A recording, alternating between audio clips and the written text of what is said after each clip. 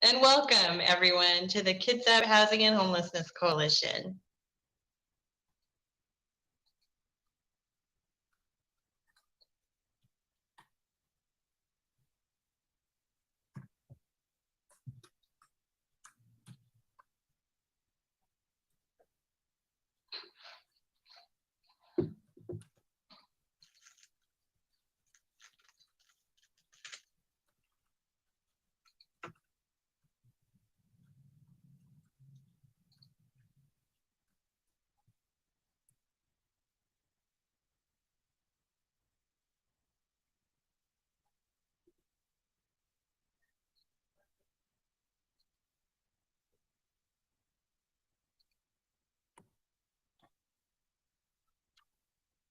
Hello, for those of you who just joined, take a look at the slide. There are some instructions before we get started. Welcome to the Kitsap Housing and Homelessness Coalition meeting.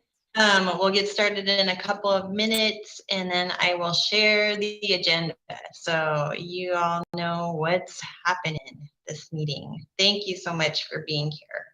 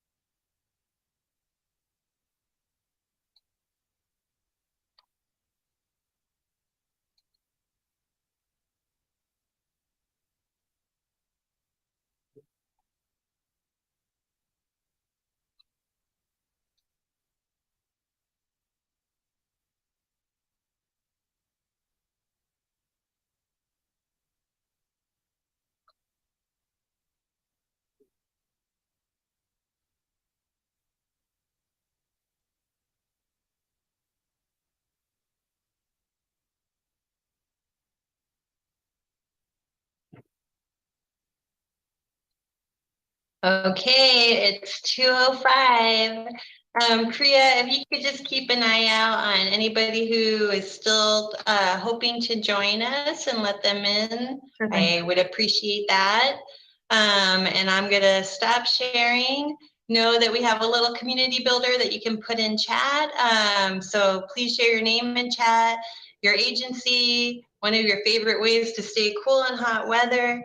And I will put a call out towards the end of our presentations for any organizational updates that you have. So we'll have those at the end. I'm going to stop sharing. Did someone have a question before I move on? Okay, I thought I heard someone.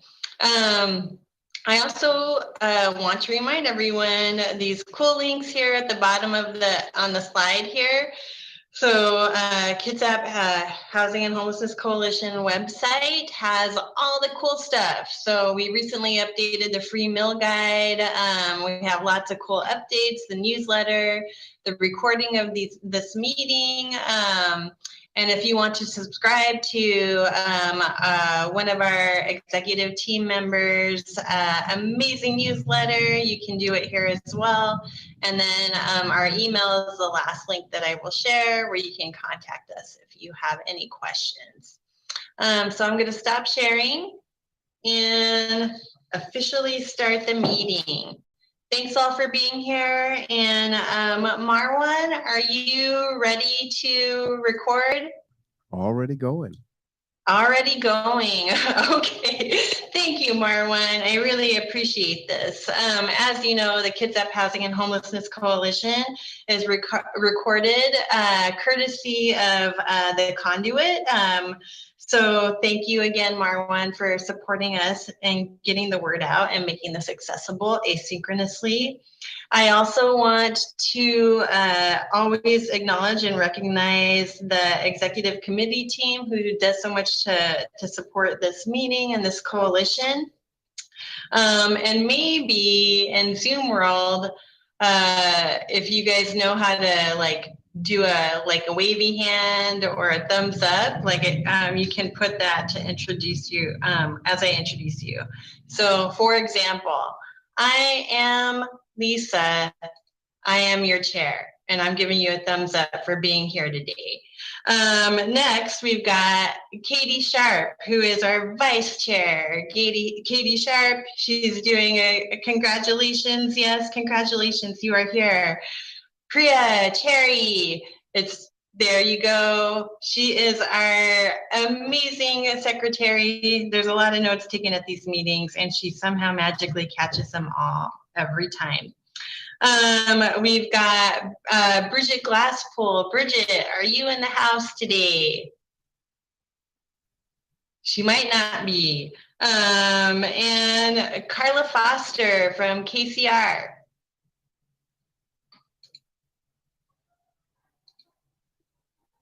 Okay, I thought I was going to be able to see the thumbs this quickly. If you guys are there, I'm sorry I don't see you because of my how I'm viewing the meeting, but thank you for your support and work. Leif from KHHC, he maintains our website. Thank you, Leif, for always keeping us up to date and accessible. And last, Virginia McCaslin from the county. Thank you for being here and supporting the team. Okay. I'm going to share the agenda real quick, just so you guys know what's coming up.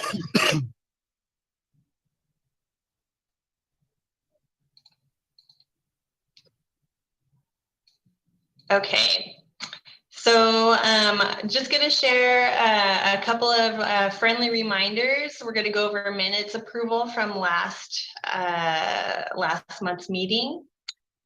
Today we have a presentation from Carla Foster from Kitsap Community Resources. She's gonna walk us through the Housing Solution Center intake process. We're gonna go through the KCR's recent community and needs assessment dashboard. And then she's gonna give us a few more updates from KCR. Eric Harrold from Salvation Army is just going to share a little bit about what's going on with Salvation Army during their transition. As you know, they went back to pre-pandemic service model, and they are still offering services in the community, although the shelter is now closed. And many updates from the Kitsap County Division on housing and homelessness. So we've got an update on the Pacific Housing Project. The coalition did put out a letter in support for that project. And then we've got a coordinated grant process that Virginia's going to talk about with you all. And then we have the agency updates at the end. And so I'll put a call out and you can just add your name to chat when I do that, and we will make sure that everyone has a chance to share any updates that are happening in your organization. And since I have it up, I'm going to just remind everybody about our vision, mission, and values. Our vision: every person in our community has a safe, decent, stable, and appropriate home. Our mission is that the Kitsap Housing and Homelessness Coalition provides leadership to end homelessness through planning coordination among social service providers, advocacy, and education. And our values: the coalition strives to carry out our mission with respect, commitment, compassion, integrity, and a willingness to change. Okay, and I'm going to briefly go through chat. So in virtual world, we're always trying to connect. Thank you for being here. And it looks like, let's see, what are some of the things that people are sharing about staying cool during our mini heat wave? So Virginia, she loves the shade of a big tree. I didn't coin the term, but I always say shade makes the grade, and it's so true. Even in this Northwest climate, I grew up in a hot desert Jeff Coughlin from Bremerton City Council, a cold drink on the porch. Exactly. That's a wonderful way to cool down. Brianna from Scarlet Road. She's got a happy smiley face, but no ways of staying cool. And that's okay, Brianna. I'm sure you're very cool in all weather conditions. Leif says ice. Yes, ice is a great way to stay cool. And as a compulsive ice chewer that tries to hide it from everybody, I do that as well. Okay, Jerry from Coffee Oasis. A shaded spot always helps me stay cool. Heather Blau from Housing Kitsap says, gotta have a fan. Sean Nye with Helpline House says, camping on the beach. Yeah, does anyone just pull out their tent and camp in their yard when it gets so unbearably hot? Oh, I'm seeing something from Katie. She's giving a cheer. Great strategy too. Michelle J-Rowe from Kitsap Transit, she finds a place with AC. In Washington, that's a small miracle. But I know that they're out there. Jason from Kitsap County, Aging and Long-Term Care, a swamp cooler, which is a bucket of ice and a fan to keep me cool during the summer. And you've got a couple of updates, so we'll get to those. Thank you, Jason. Madison from Kitsap Homes of Compassion. Lock myself in a room with an air conditioner. Yes. Susan, she says, I'm a resident of Bremerton and a member of the Alliance for Equitable Healthcare, Kitsap County. And you go to the Roxy. Yes, the Roxy movie theaters are a great way to cool down.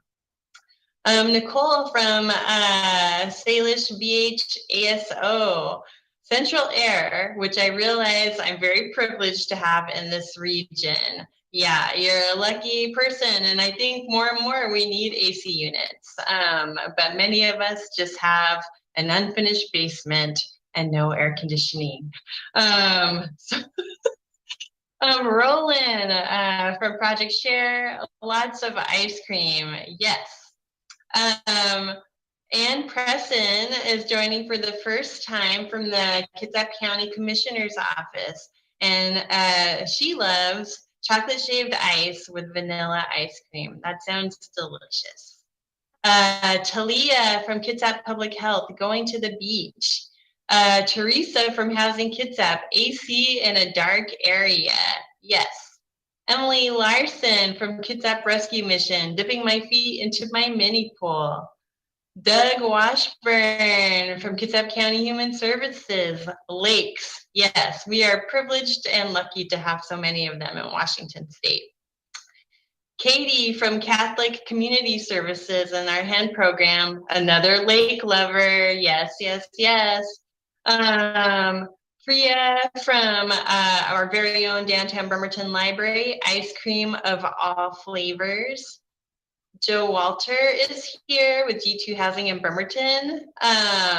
Katie, she is from Bremerton Housing Authority and living near the water. Yeah, like hopefully Katie's very near to the water. She's on the water, so you can't stay any more moderated than that. Thank you, Katie.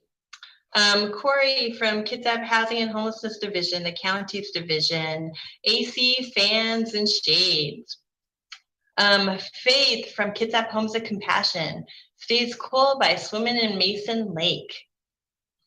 Sarah from Kitsap Public Health, chronic disease and injury prevention, being out by the ocean or any type of waterfront is her way to cool off. Molly Brooks from Erase, dipping dots. I don't know what those are. Molly, can you elaborate? I must know.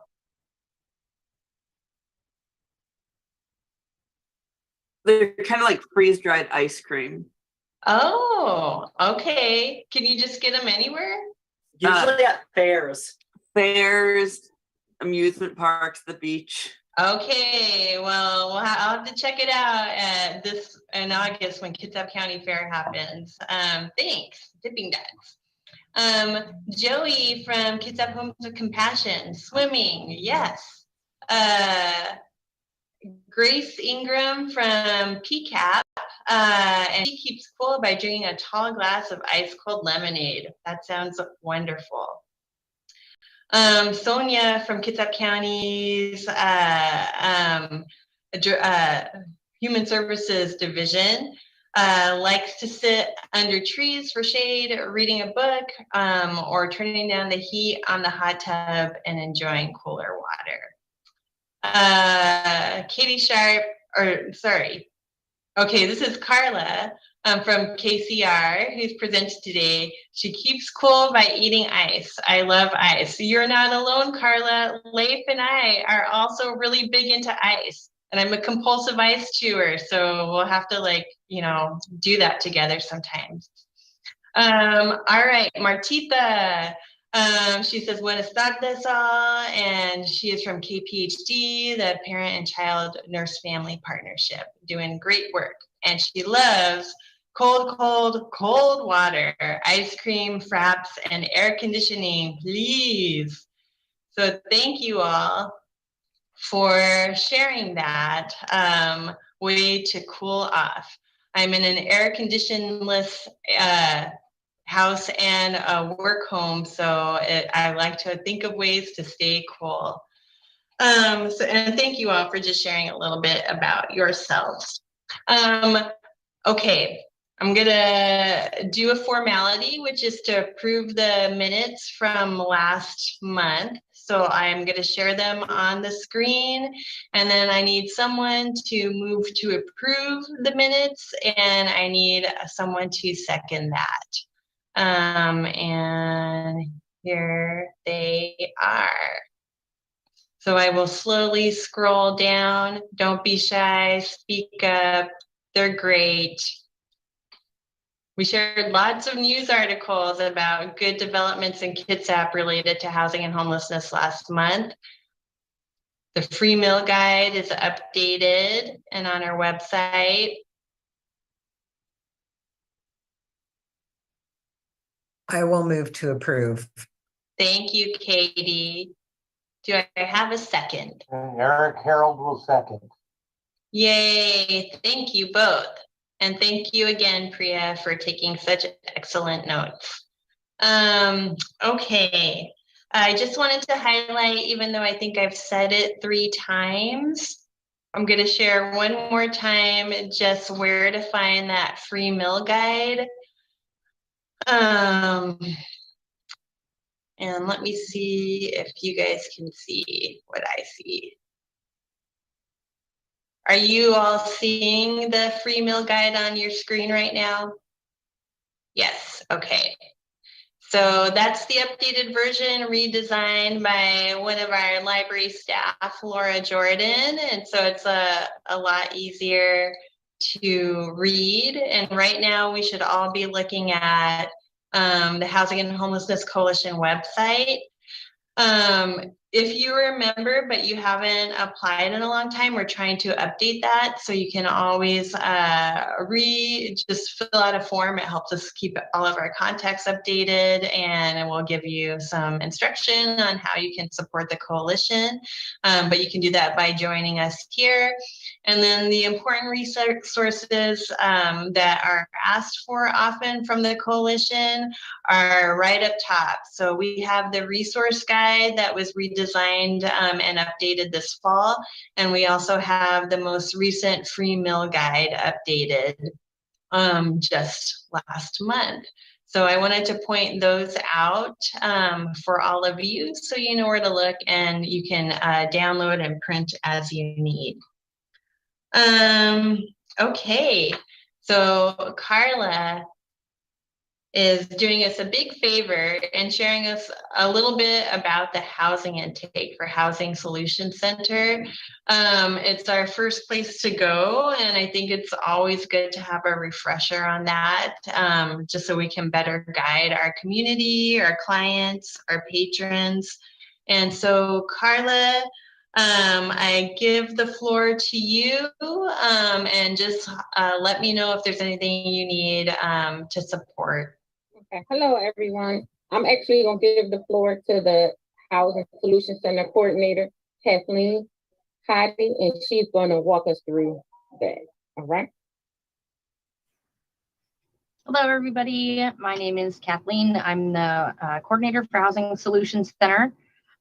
So we have an intake process with our office. We can either do phone intakes over the phone if a client's not able to make it to the office, or we can do a walk-in. If the client wants to come in and see a navigator, our walk-in hours are from 8:30 to 10:30, and then again from 12:30 to 3 p.m. They can get resources outside of those hours, but within those hours is specific to sitting down and getting like a referral to shelter, or if they need transportation out of county or out of state to live with family, we could do that. And so if they're unable to do that, though, we do also work with people over the phone. If they're able to talk to a navigator over the phone, we can make an appointment that way. We also have an outreach team that goes out into the encampments, and that's the HEART outreach team. And they meet with people in the encampments and do intakes out there. And we also have, we also have our inpatient outreach team, which they can do outreach in within city limits, private property, as long as they're invited. And then they also go into the local treatment centers, Kitsap Mental Health, CTC, PHR, Kitsap Recovery Center. And so we are able to facilitate intakes at those treatment centers as well.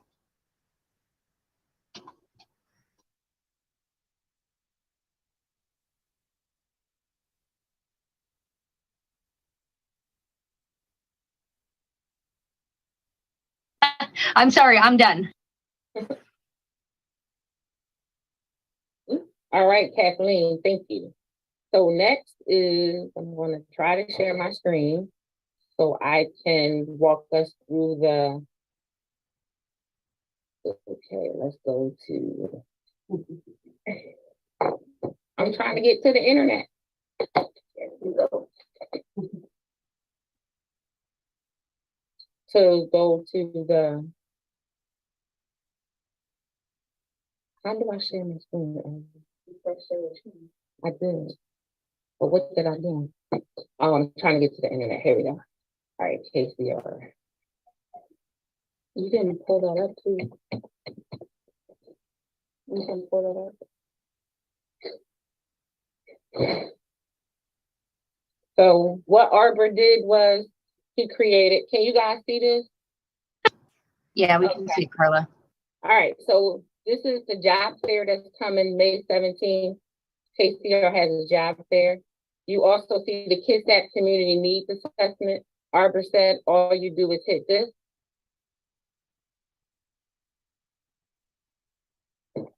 Here you have the Kitsap Community Needs Assessment Survey. He said that he created, click below and you can access these different groups if you want to see the group. There's a focus group roadmap, which is down here. Focus groups, who did we meet? And he said that from October of 2022 to December of 2022, they had various focus groups and at different places in Kitsap County.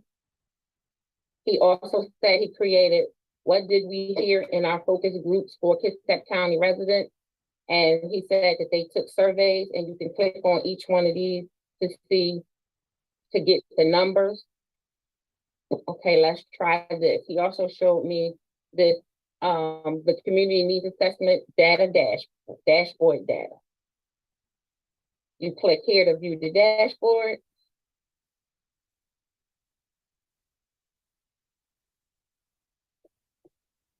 And he said, here's the dashboard.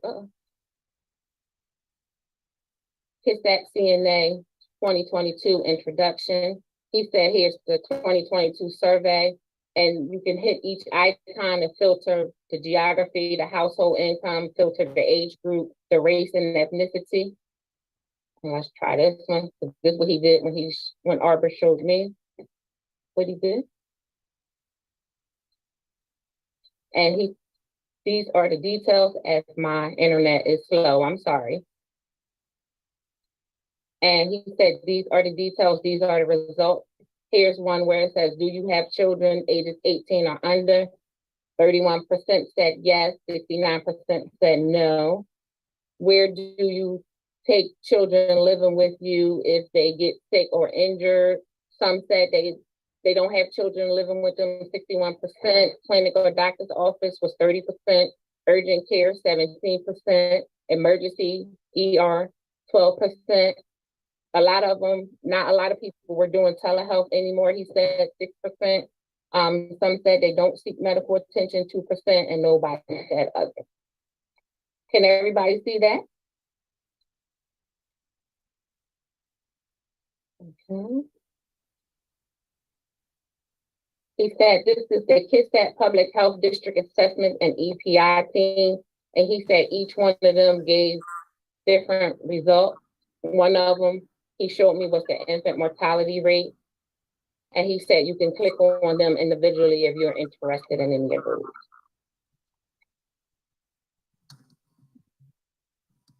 I'm gonna stop sharing my screen, and does anybody have any questions so far?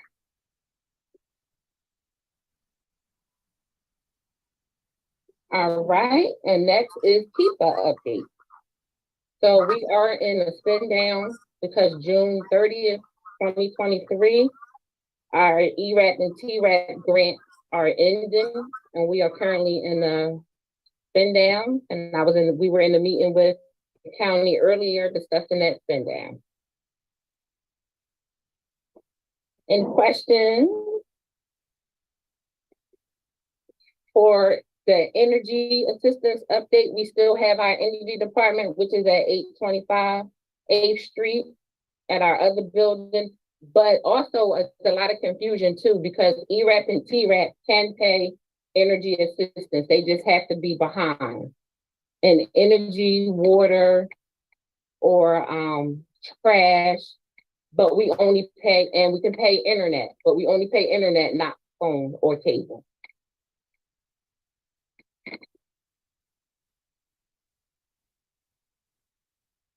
Ms. Teresa is asking, are we doing second round? Our lead navigator, rental assistance navigator, Jasmine, she does have second round applications that she will be handing out to the navigators today. So some people are second and third rounds, and we have approximately 87. And she will be giving those to navigators today. So yes, we will be assisting second round. You're welcome, Ms. Teresa. Any other questions? Ms. Gray? Yes, hi. I'm Grace Ingram with the PCAP, Parent-Child Assistance Program. It's a case management program. And I was just wondering, when you say second and third round, are you saying persons that have been served already once with energy assistance and this is their second and third time for assistance, or may I ask what that means? Second and third rounds for rental assistance. Oh, rental. Households, yes. Households that were served previously for either ERAP in the beginning or TRAP and KRAP. Then you're accepting people that are second and third, you were saying? Okay. And then we'll accept the people for second or third, yes. Okay, and also, when is ERAP and the other rental assistance program winding down? When will that be over, you said? June 30th, 2023. June 30th, okay. Mm-hmm. Thank you. And then that will be, it will be CHG and then ARPA.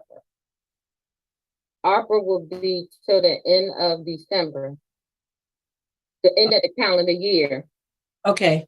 And then CHG starts in July. Virginia, help me out, am I correct?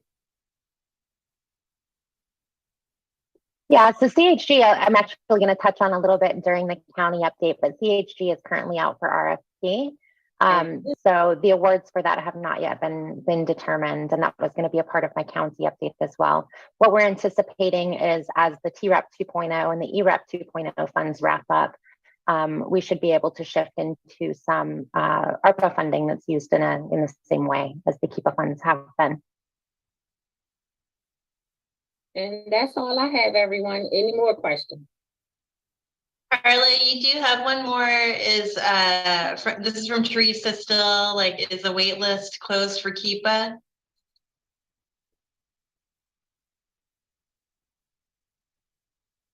Sorry, I was reading another one. Miss Teresa, yes, the wait list is closed, but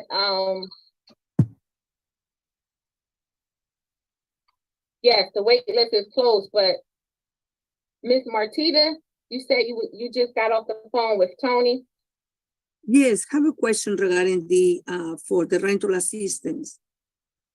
For the application, are the requirements? Oh, no, they don't have to be documented. No, Ms. Martita, they don't have to be documented. And the requirement for ERAP is just they have to be behind in rent. They need to go to office and submit the application? Yes, but we're not accepting the applications any longer. I'm sorry. We took applications from April 3rd to April the 14th of 2023. Okay. But I'm gonna put my information in the chat, and then you and I can talk, and we can see. I can see how I can assist, because it might be something HSC can do. All but right. we'll figure it out. So I'm gonna put my information in the chat for you. Thank you. Thank you so much, Ms. Carla.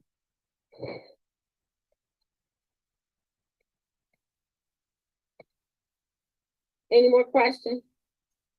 Yeah, Carla, there was, I believe Katie shared this with me, but there's also a written report for the community needs assessment. Do you have any highlights to share from that report? It was a written report. No, Arbor didn't tell me. I'm sorry, Arbor didn't tell me about a written report. I did ask that as well. He just showed me what was on. Okay, I'm just going to share it so that people know, and we can send that out. So in addition to that data dashboard that Carla shared, like I've been a longtime fan of the Kitsap Community Needs Assessment report.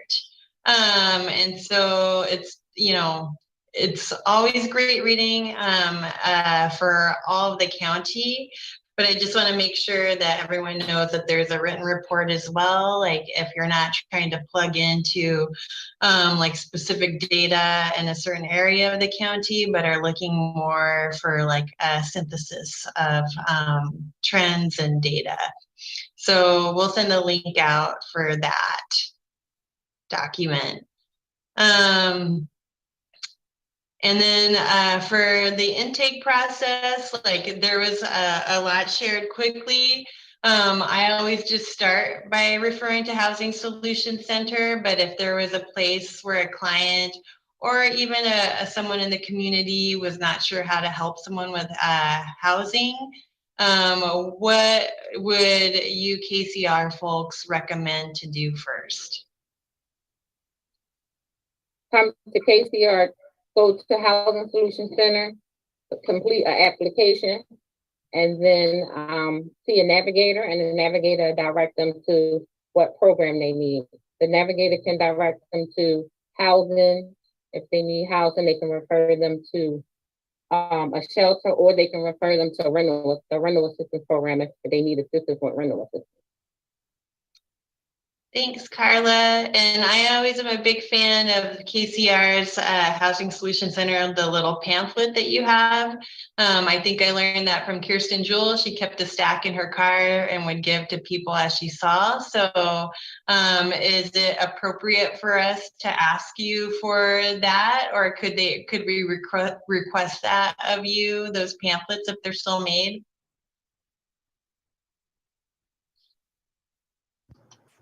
Sorry, I can have Jasmine or Kathleen send some out if anybody needs some. Yeah, we definitely have pamphlets in the office, and if you want us to drop you off some, or if you are coming to pick up bus tickets, we could always give you a stack of them when you come in. Awesome. So they are available on request, and Carla's information is in the chat. Any other questions from regarding Kitsap Community Resources and the updates they shared today? I have a quick question. Carla or someone else from KCR, can you just clarify which services are available at which building? Is the bulk of the Housing Solution Center things at the park location? Yeah. Gotcha. And at 12:01 is employment, I'm sorry, at 8:45 is energy assistance, which is downstairs. Housing Solution Center has an office in we have a navigator in Port Orchard, Bainbridge Island, Hallsbow, and Bremerton. We have the most staff at Bremerton. Great, thank you. Okay, well, thank you so much, KCR, for sharing a little bit of information about Housing Solution Center and other services and information you are providing for the community.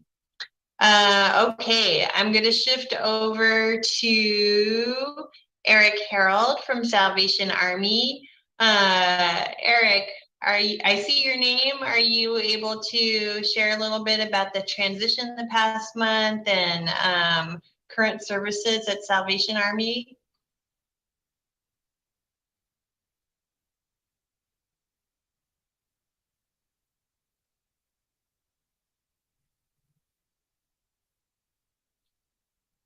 Okay, Eric might be doing other things right now.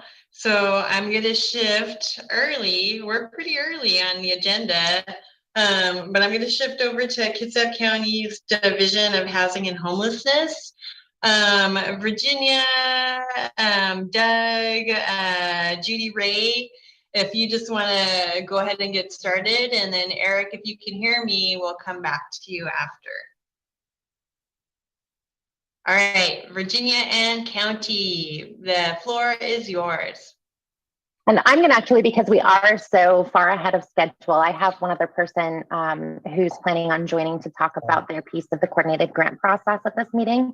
So okay. I would like to hand it off to Judy, Ray, and Doug for the Pacific Building update. Okay. Judy Ray, go ahead, please.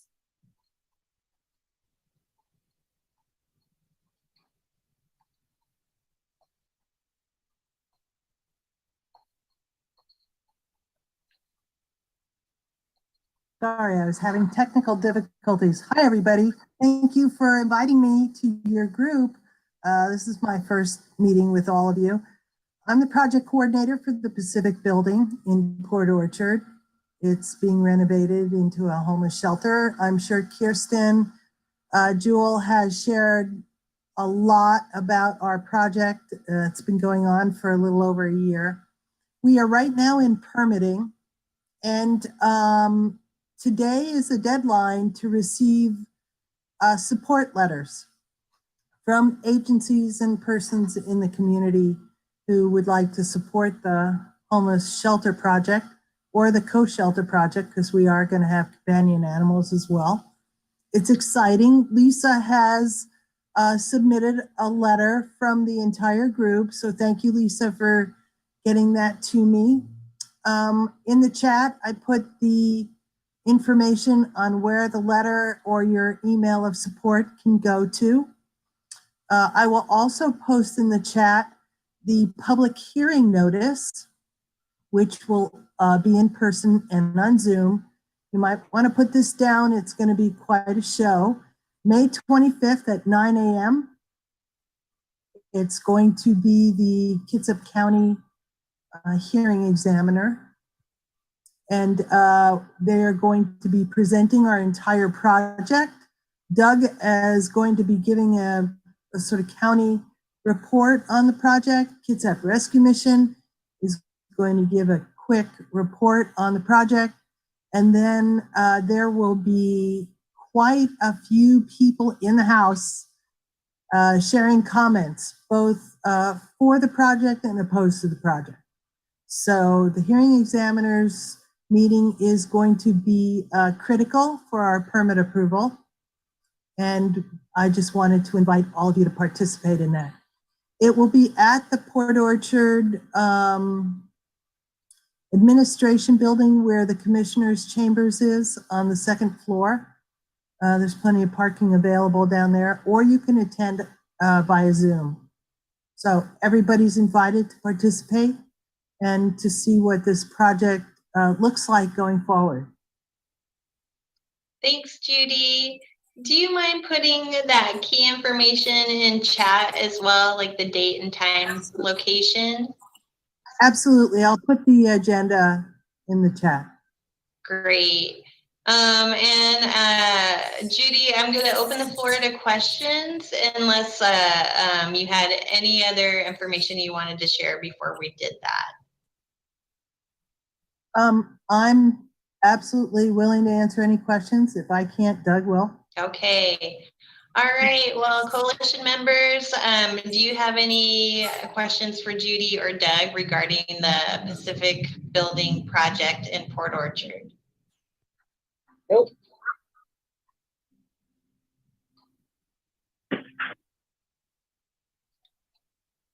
And just speak up or use your raising hand icon on Zoom.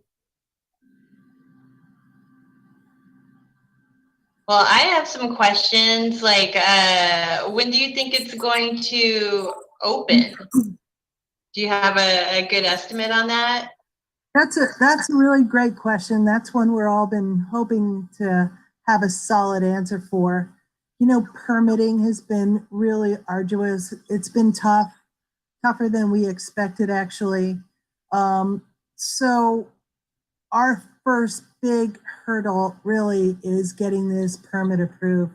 Once our permit's approved, it's going to be, you know, I like to say smooth sailing. That's what I'm thinking. We'll get the other two major permits done, and then we'll break ground. And, you know, it's going to be 6 months to a year for sure. But we are so committed to it. It doesn't matter how long it takes. We're going to get it done. Right, Doug? Yeah, the sooner the better. Yes. Yeah. It will be nice to have that option. And again, just to remind everybody, isn't Pacific Building like it's a family shelter? So, and pets are allowed. Like, what are, can you remind us all of the features that we're hoping to offer from that building? Yeah, sure. We are renovating a very large gym and training facility in Port Orchard on Mile Hill. Probably everybody in the South Kitsap area has been to this facility. It's rare that somebody hasn't. It's been around for quite some time. County bought it about 2 years ago. When the gym is empty, it's huge. It will support 75 beds, and people in those beds will range anywhere from emancipated youth, high school students, to seniors. We're going to have a co-shelter pet care facility in the building for the pets, the companion animals. It'll be limited at the very beginning to dogs, cats, rabbits, and ferrets. And we have put a pet advisory group together who will be helping us and helping Kitsap Rescue Mission care for the pets and care for the owners. It's going to have a brand new HVAC system. It's going to have all upgraded utilities, gas, water, sewer, brand new shower facilities, a commercial kitchen ultimately. It's going to be really a nice place for a shelter facility. And we're hoping that at the time when we get, you know, our people in there, of course, we're going to call them guests, that Kitsap Rescue Mission will be very familiar with the building, very much a part of the renovation project. And so occupancy will be just as quick as we can get that permit. And they'll be ready to rock and roll. It sounds amazing, Judy. I'm going to share the coalition. Like I did write a letter to support this. So I'll make sure to share that, and you all will have a link to that as well. But one last question. This was was very excited about the projects that are developing in Port Orchard, some by the county, some by other organizations. But I was sharing that with the library in Port Orchard, and they were concerned about like Pacific Building Place being outside of the city limits. And it might be too early to say, but is there like a bus route to connect, like from downtown Port Orchard to that Mile Hill location that's closer to Manchester? Actually, it is outside the city limits. However, it is in South Kitsap County. So there are Kitsap Transit bus stops. Aside from the bus stops, though, Kitsap Rescue Mission will be working with Kitsap Transit to do access buses, vans, and during the weekends, Kitsap Rescue Mission will be shuttling in their own vans. They've gotten several vans now to shuttle people to important hubs like for shopping, for recreation, for transportation. They'll be going to the ferries, they'll be going to the other bus stops. So we have a pretty wide range of transportation available. Awesome. That's really great to hear, Judy. There is a question in chat from Bernice. She's asking, is there any option for pets to be fostered there if the client is homeless? Well, actually, that's a good question because the shelter is for the most vulnerable. So the guests will be bringing their pets into shelter with them. The foster care situation is being developed now for in the event a guest goes into treatment or is hospitalized or has a longer term need than we can do in the kennel facility. So foster care will be part of the maintenance or the care for the animals in the event that a guest is not able to care for their animal. That's how we will use foster care.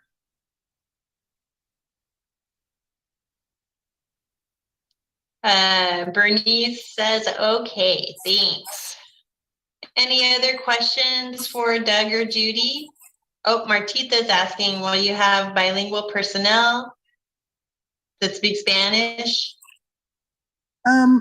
You know, as far as the service providers go, I would have to leave that up to Kitsap Rescue Mission because they'll be doing the human service piece. But what I neglected to say was not only will we have a pet health care, we will have a human health care facility as well in that building. So I'm sure there will be bilingual assistance, but we'll have to wait and see what Kitsap Rescue Mission has to say about all of that. Thanks, Judy. So just to clarify, like the city is launching the project, but Kitsap Rescue Mission is the operation behind once the building is made. They're running the services, correct? The Kitsap County purchased the building. So the facility belongs to Kitsap County. The city doesn't have anything to do with it, except we did get a letter of support from the city council and the city mayor yesterday. So it is a county-run building, county-owned and operated. The services will be provided by a service provider, Kitsap Rescue Mission. Yes. Great, thank you. And Martita is saying equity and inclusion, Spanish-speaking staff should be considered. And I think, like, I don't know if we have anybody from Kitsap Rescue Mission, but I would say that, like, that can be shared in the notes and directed to them as they manage those operations. Thank you, Martita. Okay. Are there any further questions regarding the Pacific Building Project? All right, and then I'm going to, oh, here we go. Marwan, will Quality Inn still house people? That is where Kitsap Rescue Mission is temporarily located. Quality Inn will house people at least through December of this year, and a little bit longer, but after we would like to have them continue services. We're just working on the funding for that right now. And we're working closely with Mayor Wheeler on that, what funding we might have available. Thank you, Marwan, for your question, and Doug for your response.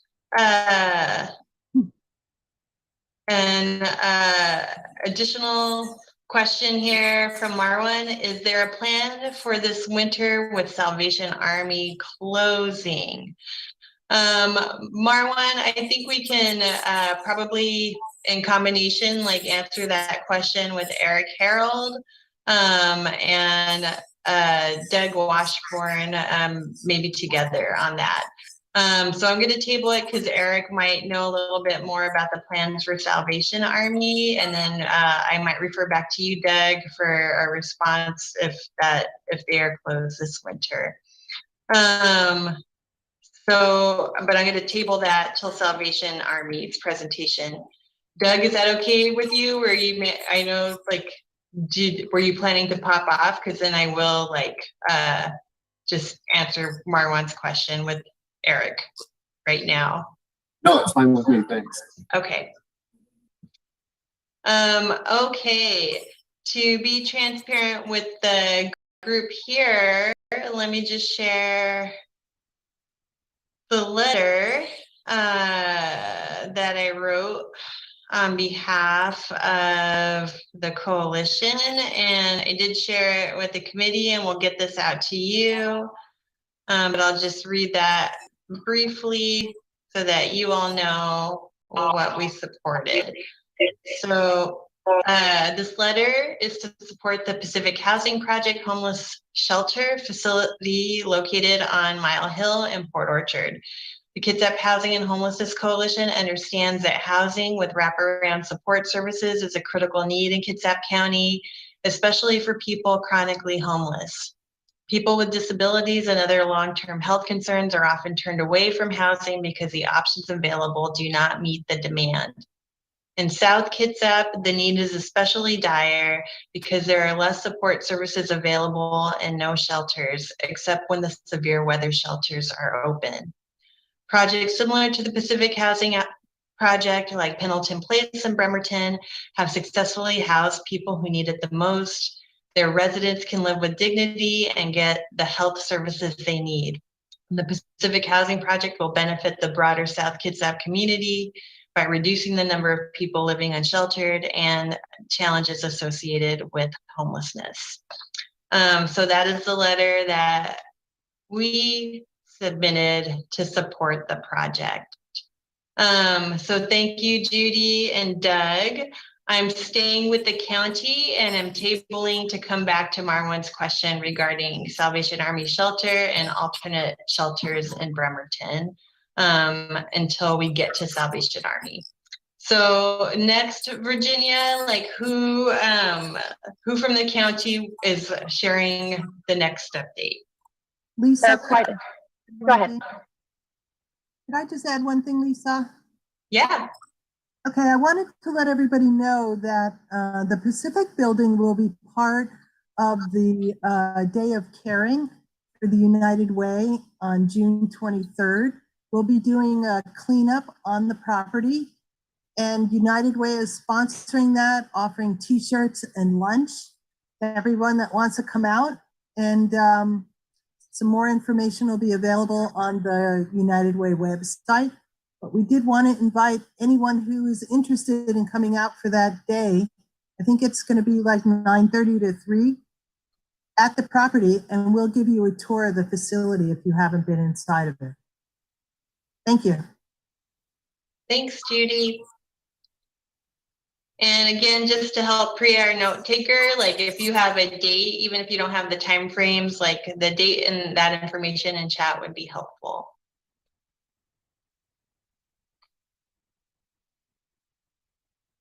Okay, Virginia, I'm going to transition back to you to guide us on the next county update. Thank you very much.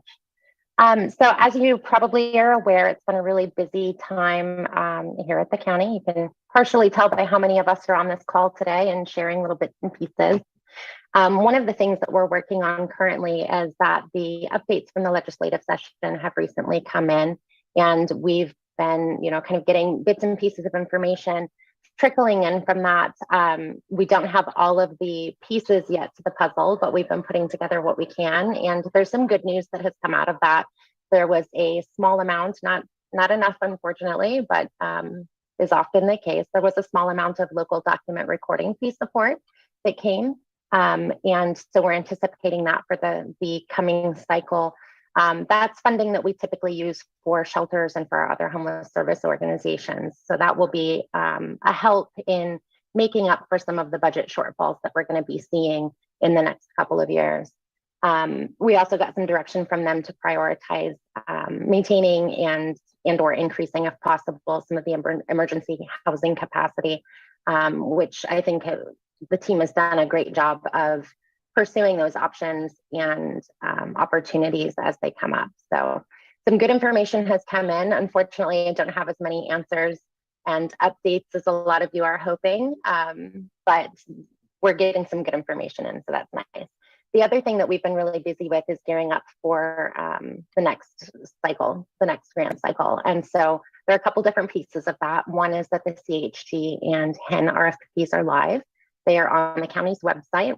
And the letter of intent deadline for that is coming up next week. So if your organization is intending to apply for that, please ensure that you get that letter of intent submitted.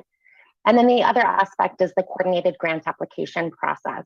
This is the process that we use to provide the 2-year funding cycles for our HHGP, the Homeless Housing Grant Program, and AHGP, which is the Affordable Housing Grant Program. We have a lot of acronyms.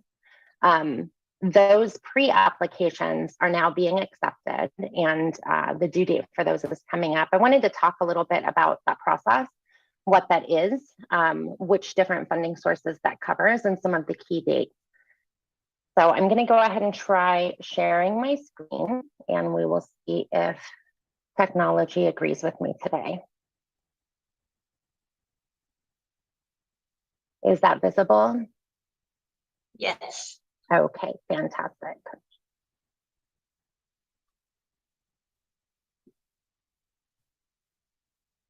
Okay, so our 2024 and 2025 coordinated grant application process, a little bit of a change. In the past, this has been done in coordination with our division, the Housing and Homelessness Division, as well as CDBG and Home. Now we have additional funding sources that are joining that process. The goal is to try and simplify the process for our applicants. Oftentimes we see applications come through that may be eligible for other funding sources, but they're not necessarily applying for. So it gives us an opportunity to come together, look at the different projects that you're proposing, and identify which options you might be eligible for. It's really been a cool process and not without its hiccups. But this is a list of the funding sources that are going to be included in the process this year and moving forward. The new additions to that are the Community Investments in Affordable Housing, CIA, and the Mental Health, Chemical Dependency, and Therapeutic Court programs.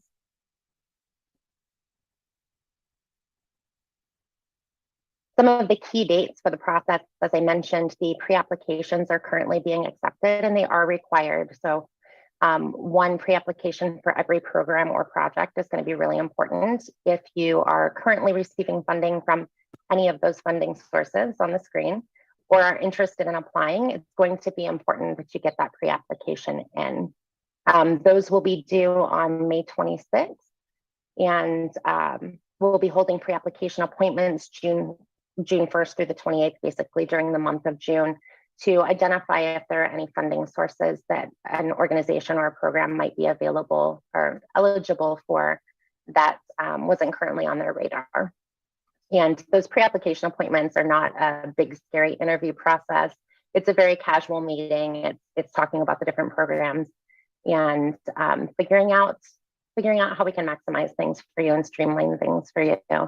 There will be technical assistance training at the end of June, and then the grant application itself goes live on June 29th. So these are some of the key dates for that. pre-application forms, the current phase that we're in, and as we go through this process, we can provide additional updates to this group as well, but as well as to our quarterly grantee meetings. But the pre-application form that's live now, it's required for all applicants. That includes shelter applicants. And I want to highlight that because there has been some confusion. And so just making sure that even if it's a shelter project, make sure that you get those the pre-applications in. When those pre-applications are received, they go to what we call our CGAP team. And we review them together. We review each of them together to identify which funding sources you might be eligible for. So we know who can be at the table to have that conversation with you to really hone it in so that you're not running around chasing funding sources that you might not be eligible for, and you're not missing any potential opportunities for funding. And as mentioned previously, those forms are due by May 26th. So next, I'm going to hand it over to Joel Warren. He is the program manager for the SIA program. That's a new funding opportunity. So he wanted to come and share a little bit about that opportunity with this group, in case you're not familiar with it, so you can tap into that resource. Awesome. Thanks, Virginia. All right, I'll share my screen. I promised Virginia I'd be fast, so I only have like 5 slides. So not death by PowerPoint today, but I'll keep time at the end. If people have questions, I'm happy to stay and answer any questions. Okay, so as Virginia mentioned, it's called the SIA program, which is the Community Investments in Affordable Housing. So it derived from the 0.1% sales tax that was probably pretty popular with the mental health services side. This is the same kind of funding source, but now built more with a capital component.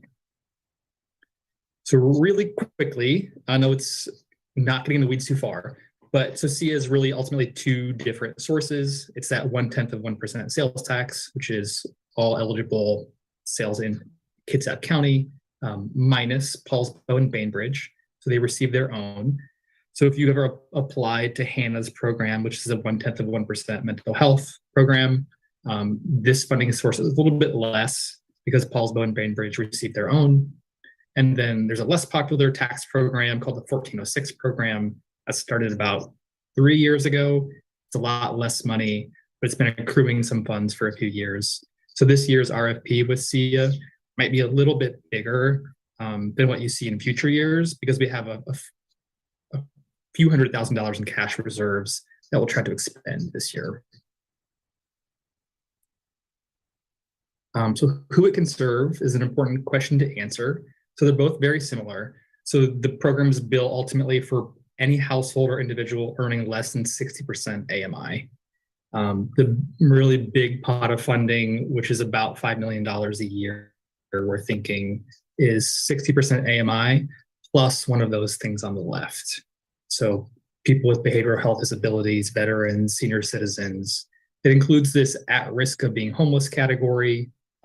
That's up to us to define. The state has left it open. Usually that's anyone or less than 30% AMI, but there are other conditions that we could set for ourselves if we find a population in need. Unaccompanied homeless youth or young adults, persons with disabilities more generally, and domestic violence survivors. So again, 60% AMI plus one of those things. The smaller pot of funding is the same, just more broad. So any household, any person earning 60 AMI, without one of those other things attached. I know the rent income limits just came out, so this is the newest AMI. So when we're saying 60% AMI, this is the household size, and then this would be the value they have to earn less than.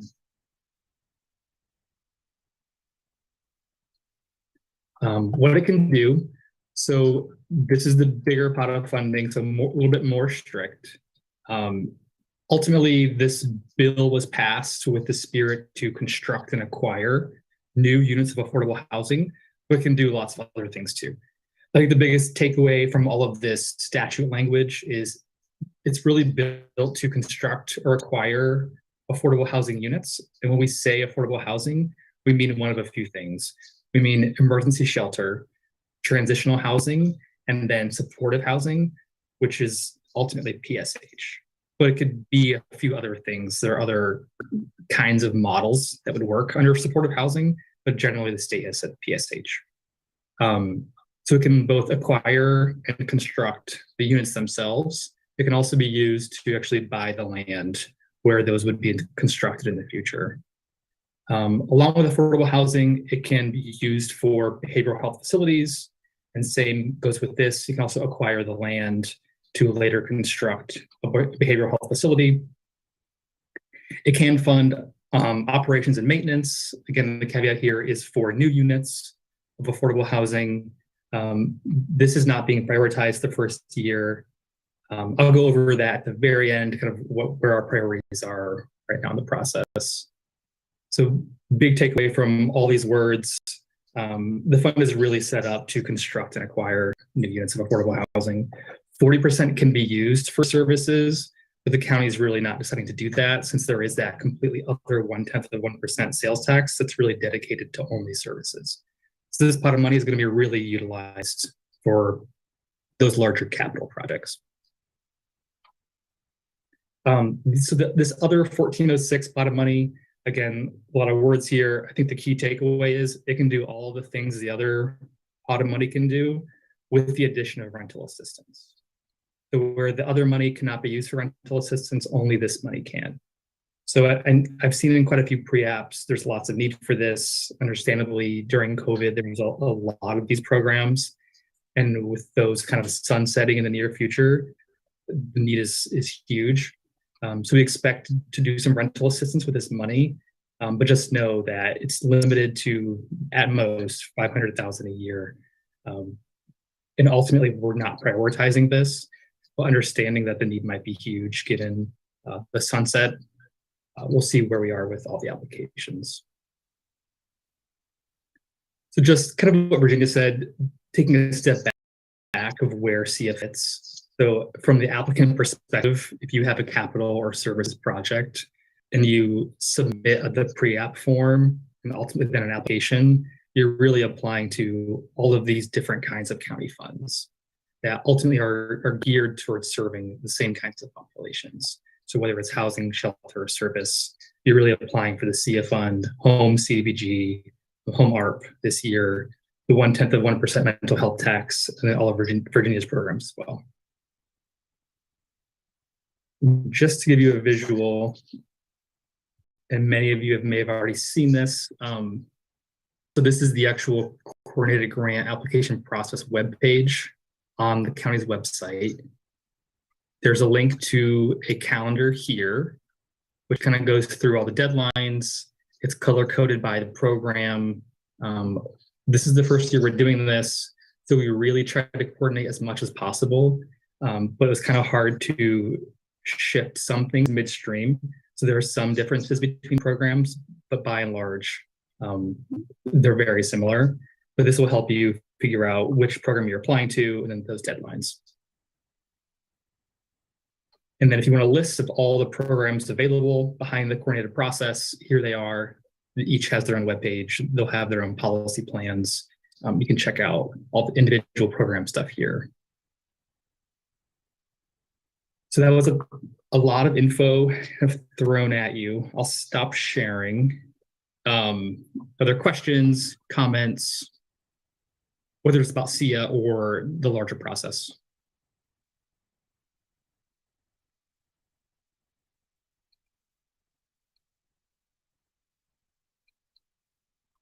I'd like to add, I did go ahead and put the link to the webpage that Joel shared in chat, so that's available to everybody. And to just really highlight, if you have a program that is providing any of those types of services, please go ahead and submit that pre-application, and we will help guide you through whether or not you're going to be eligible for any of those funding sources. So please know that the goal here is to make things easier on you as you navigate that process. That webpage also has contact information for all of us. So if you have any specific questions, do not hesitate to reach out at any time. Thank you, Virginia. And thank you, Virginia's your name on your Zoom window, so I can't remember your first name. Can you remind us all? Wait, I'm not sure why. I didn't realize that. I'm so sorry. Okay. My name is Joel. Joel, thank you so much, Joel. I'm sorry. Virginia, Doug, Judy, Ray. That's a lot of information from the county. It sounds like you're making good headway and progress as normal. Thank you, Virginia, for just sharing, like, people can apply and you're going to guide them and give them coaching on their application. That process can be a lot on top of your regular job. So thanks for that assistance. Is there any, if there's no other questions or comments, I'm going to shift over to Salvation Army and give my thanks to our previous presenters, Carla from KCR and all the folks from the county's Division of Housing and Homelessness. All right, Eric, I see you. You're not muted. Eric's become my buddy lately because the Downtown Bremerton Library and Salvation Army, we serve a lot of the same people. And so he's been a real guide and coach to me personally, but also Salvation Army has gone through a big transition. And so Eric, I just wanted you to again, remind everybody about the shelter at Salvation Army and what current services are being offered. And then Marwan, I haven't forgotten your question, so I will come to that as well. Sure, and thank you, and hi everybody, and thank you, Lisa. I'm sorry you didn't know it. I could use a lot of, well, you might already know I need a lot of guiding anyway, but I was yelling at my computer when you called on me the first time. I was buried it under too many layers, and I was yelling at it and pushing my mouse repeatedly. Didn't work. I'm so sorry I wasn't available right away, but so some of you may have experienced that. So thank you. Salvation Army is now doing our summertime operation, which is breakfast and lunch at 8 o'clock and 12 o'clock Monday through Friday. It means we don't have any operations over the weekend at all, whether it be food or anything else. We have social services during the day. So our social services could be anything from help with cremation or getting a driver's license or other forms of vouchers that we do. We also do housing referrals. We do bus tokens. We have the Warm Home Energy Fund for families. We are soon going to have a clothing bank. We're probably about 3 weeks away from having a clothing bank, probably half a year, 3/4 of a year away from having a food bank. And it'll be in the new Shelves of Hope building, which is what we're calling the old Monica building, Shelves of Hope. And that's going to be a client choice food pantry where you could just bring in a cart and walk through and shop like you're in Safeway. And so we're excited about that coming about. So we're going to be in a lot of restoration of that property and remodeling. There'll be a garden in the back, a full garden, vegetable type garden, food garden area for the community to come down and interface with us and be able to grow herbs and plants and things that are going to be provided in the pantry, in the food bank. So we're excited about all that happening. So those are nice changes for us. As far as the sheltering part of Salvation Army's operation, we are going to be resuming, provided the county is willing to fund winter shelter. We'll be resuming winter shelter, I hope, December 1, and it'll probably go through March 31st. And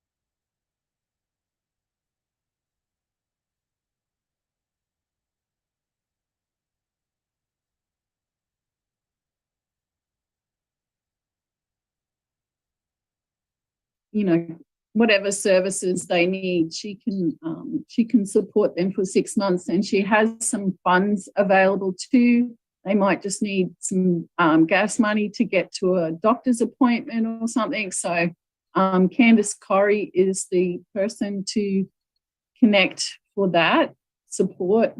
The other thing I wanted to also share is the VA has a addiction treatment center social worker that comes, and she's looking to support the community in any way that she can as well with addiction. Anybody with substance use issues, she's looking at ways to increase her outreach in the community. So we're putting together maybe a barbecue or something, a social event that mental health providers or crisis responders can come to, and see how she can best support the community as well.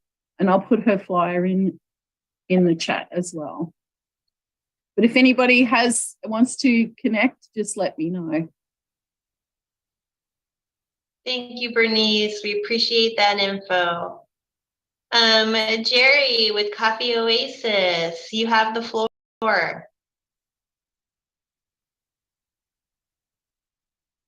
I hit the wrong unmute button. Thank you. We, after having our Nelson House in Paulsville closed for 5 months, we opened back up this last week, and we have 4 beds available for women ages 18 through 25. And they can stay in the house for up to 2 years. So that's really exciting to have that housing option again. And I don't know if any of you have been to our block party before. I think 2014 was the last year we had a block party in Bremerton, and we are having a block party on July 8th at the Kiwanis Park in Bremerton. That will be open to the whole community. And it's just, we're inviting community partners to come and just provide, everything will be free. It will be free. There'll be free food and games, and the Kitsap Admirals are going to be doing a clinic, and we'll be having a basketball clinic. We'll have a cornhole tournament and just games, just fun for the whole family. It's just a great way for the community to get together and be loved on, just free of charge. So if any of you would like to participate in that, we would love to have you join us. So yeah, I think that's it for us. Thank you, Jerry. That sounds like an awesome event. And just a reminder, Coffee Oasis will provide a meal to any youth under 25. Is that correct? Yes. Every Friday night we have late nights where we have dinner, and then in the drop-in centers, most days we'll have some type of food, like meal or just sandwiches provided. Okay. Thank you. And if you can put, I don't know if you were able to put it in, but if you could put that July 8th block party date in the chat, just so we can refer to it when we're taking notes as well. And if you have times for that, great. Thank you again, Jerry, for sharing that. And I'm glad that you're here today. All right, I'm going to shift over to Sarah from Kitsap Public Health. You have an update about SNAP match programs? Yes, I think this is a wonderful kind of jumping off point because you asked about meals. So I work with SNAP Ed, which helps access for food. And I know that was a common theme in that KCR report. So I'll share a little bit about the SNAP match programs and put those in the links in the chat, but also would just invite anyone on this call, if you'd want to connect with me to talk more about food access for low-income individuals, also have my email there. So that's kind of my role at the health district. So the first match program that I'll talk about is the Produce Match, and that is a program for anyone that has an EBT card, where if they shop at Safeway or Albertsons and they purchase $10 worth of fresh or frozen fruits and vegetables with no additives, they can get $10 back for their next purchase. And that $10 increase for that coupon is through June 30th or until funds run out. And then it'll go back to being $5. But that can be used as many times in a week as people want. and it kind of helps people stretch their dollar a little bit further. The other program that I want to highlight, especially now that we have warmer weather, is our Market Match program. So that, again, is for anyone with an EBT card, so SNAP benefits or TANF, if they go to a participating market or farmer market stand and they purchase $25, or if they want to match up to $25 for purchase of fresh fruits and vegetables or plant starts. So again, another way people to stretch their dollar. And so buying those plant starts would also allow people to kind of have their own garden that they can start. And the links that I'll provide will have the locations for those participating retailers. The other two programs that I'll highlight pretty quick here is our Senior Farmer Market Nutrition Program and the WIC Farmer Market Nutrition Program. And the big announcement for those of you who haven't heard already is that those are going to be card benefits this year. Traditionally, they've been checks. This year, it's going to be a card that has a little QR code. So it's going to be pretty dramatic, especially for our seniors that aren't as tech savvy. We're hoping that that's going to be an ease of access for not having to lose where did the check go, and it can be broken up a little bit easier when they go to the market. So again, I'll put the information in the chat for how people can access those applications. I believe, Carol, most locations should have applications for Meals on Wheels Kitsap, which is our local administrator for our senior farmer market nutrition program. And thank you, Frida.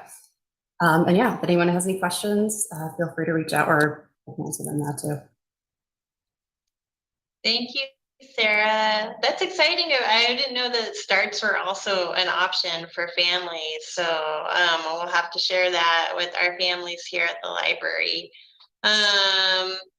Okay, I'm going through, it looks like Martita, you want to share some information about Mama Moves? Thank you. Yes, with the North Family Partnership Parent-Child Program, we launched for the first walk of the year, Mama Moves, at the Evergreen Park this last Friday. And we are so looking forward to have our next walk will be at the Clear Creek Silverdale Park. And it's going to be Friday, May 25th at noon. So Friday, let me see, I just looking, the 26th at noon. So please look us on Instagram, Mama Moves Kitsap, and please share with your postpartum mamas. If you have any, just send it to our way and we'll be happy to provide all the information. So Instagram, Mama Moves. Thank you so much. And this was an amazing meeting. I need to go and serve another family. So my apologies, but I need to leave. And thank you for the opportunity. Thank you, everybody. Thank you, Martita. Thank you. Jason, you have a comment here about the Farmers Market Nutrition Program. You want to verbalize that for us so yeah, people don't have to dig into the chat? Definitely. So there's so thank you. I know Sarah just mentioned that it's posted to Meals on Wheels Kitsap's website, so that's certainly an option. We also have them posted on our website at agingkitsap.com. So if you go to agingkitsap.com, I should be able to find it. I have to pretty easily. I have to pull up our website here. And then we do sometimes get these requests from people that call our senior information assistance line. So that's certainly an option too. I mean, if you know of people that are just not as tech savvy, that cannot just print them out. So, or yeah, I think Sarah probably just that's another way that Sarah just posted of getting to our website. I think it's the link that you get redirected to from agingkitsap.com. So cool. Thank you, Jason. It sounds like there's some good healthy food opportunities for people in the county. Okay. I don't see any other community agency updates, so I'm going to close out. I will say that next month we're going to have. I got a couple really quick updates. Oh, sure.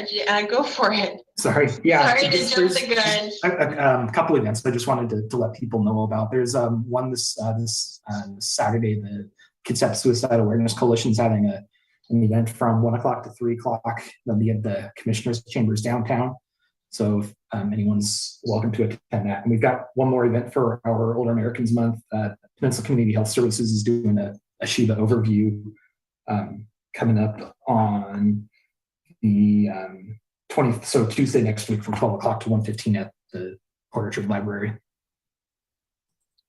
Cool. Thank you, Jason. Ruth from Olympic Community of Health.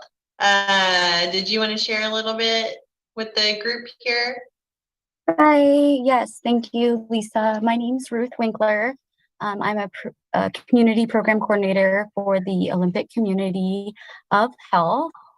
This is the first time we're attending this meeting, so we're super excited to be engaged with this group. As part of our work for this year is one of our focus areas is everyone housed. If you're unfamiliar with our organization, we are one of the 9 accountable communities of health in the state. So we cover Kitsap, Clallam, and Jefferson counties. And the best way to think of us is as a bridge builder between community and clinical partners to address health equities among our region. We're actually hosting a housing meeting tomorrow out at Red Cedar Hall in Sequim for the region to get partners together with health and housing and see how we can work together to address our housing crisis. So I look forward to joining these meetings and working with this group. Thank you, Ruth. Appreciate you being here. Okay, any other agency updates?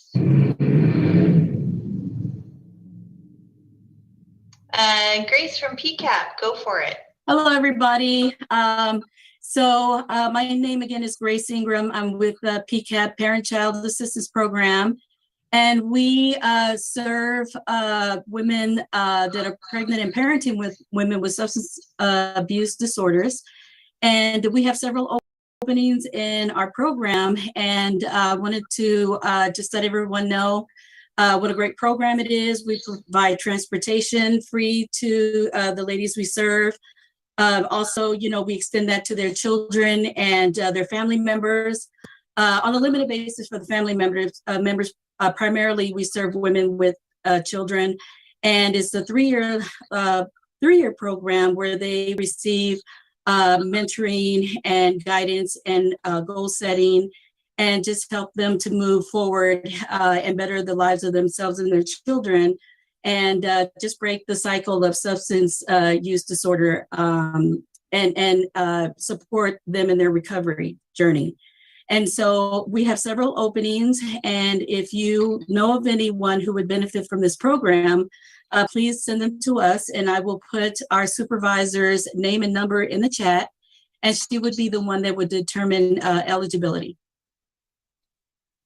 Okay, thank you, Grace.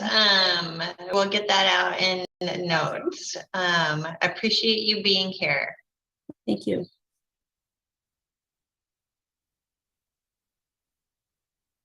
Okay, well, next month, Monk Tupai is going to do a presentation on his organization. If you all recall, he was one of our Kitsap Housing and Homelessness Coalition awardees last year. And his organization, it seems like they're doing a lot of amazing things in the community. And so I asked him to share more about the work that organization is doing. We don't have any other presentations slotted. I might try to keep things light through the summer because it's such a busy time. But I might do a little plugging for the library's summer learning program, which kicks off in June. But it's free, it's accessible to all ages, and we've got a lot of great services that work universally, whether you are sheltered or unsheltered temporarily. So I might share a little bit of that with you all. Thank you so much, everyone, for your presentation today, for your presence. And you will get some amazing notes in a couple of days. And just have a wonderful afternoon. Stay cool. It gets hot again and tomorrow. So chew ice, or just sit under a shady tree. Thank you. Bye. Thank you. Thank you. Thanks. Thank you. Thank you all. Thank you. Bye. Take care, everybody. Thanks.